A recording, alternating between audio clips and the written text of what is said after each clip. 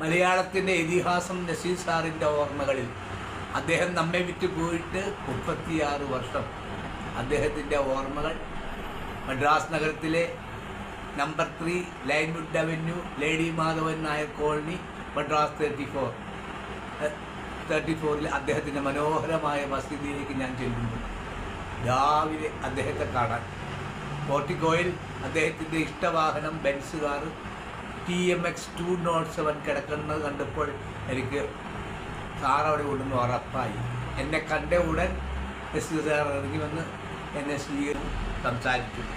ഞാൻ എഴുതിയ കഥ സിനിമയാക്കുന്നതിന് വേണ്ടി അദ്ദേഹത്തെ ഏൽപ്പിച്ചു. അദ്ദേഹം സന്തോഷത്തോടു കൂടി അത് വാങ്ങി എന്നോട് പറഞ്ഞു, ഞാൻ ഈ കഥ ശരിക്കും വായിച്ചു നോക്കട്ടെ, ഇരുമ്പഴികളുടെ ഷൂട്ടിങ്ങിന് വരുമ്പോൾ ഞാൻ വിവരം പറയാമെന്ന് പറഞ്ഞു.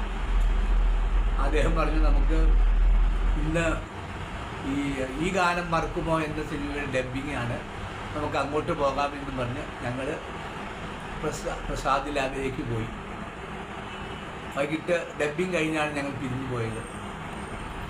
അത് കഴിഞ്ഞ് കോതമംഗലം ഇരുമ്പഴികളുടെ ഷൂട്ടിംഗ് കോതമംഗലത്ത് വെച്ച് ഞാൻ സാറിനെ കണ്ടു. കഥയുടെ കാര്യം അദ്ദേഹം പറഞ്ഞു, വളരെ ഇഷ്ടപ്പെട്ടു എന്ന് പറഞ്ഞു.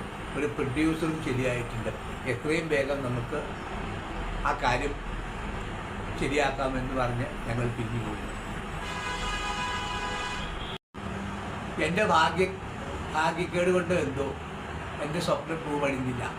സാറ് പറഞ്ഞതുപോലെ തന്നെ സിനിമയാക്കാൻ എൻ്റെ കഥ സാധിച്ചില്ല. ആ ഓർമ്മകളുമായി ഞാൻ സാറിൻ്റെ ഓർമ്മകളിൽ ഇങ്ങനെ കഴിഞ്ഞുപോയി. ഓർമ്മകളിലാണ് ഞാനിപ്പോൾ ചാനൽ അഭിനയിക്കുന്നത്, അത് തുടങ്ങിയിരിക്കുന്നതും. അത് വിജയിക്കണമെങ്കിൽ നിങ്ങളുടെ എല്ലാം സഹായ സഹകരണം വേണം. ദയവ് ചെയ്ത് നിങ്ങളെല്ലാവരും സബ്സ്ക്രൈബ് ചെയ്യണം, ലൈക്ക് ചെയ്യണം, ഞങ്ങളെ സഹായിക്കണം.